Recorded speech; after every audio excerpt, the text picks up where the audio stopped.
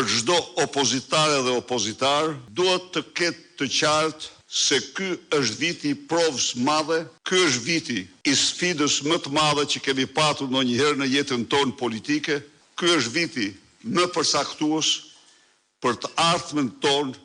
dhe të ardhmen e Shqipërisë. Ne nisim këtë vit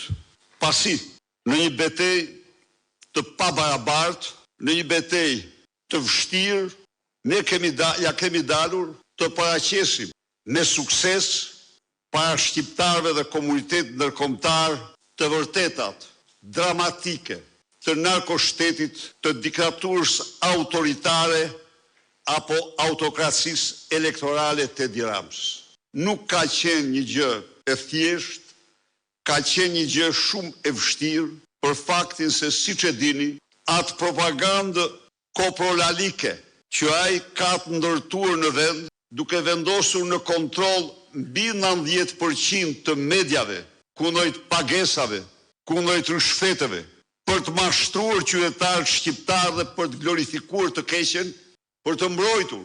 krimin, vjedhjen, drogën dhe farsën elektorale, po atë mashtrim, ai ka ndërmarrë, duhet të them gjerzvoni, jo pa sukses në komunitetin ndërkombëtar. Me lobizmin e tij,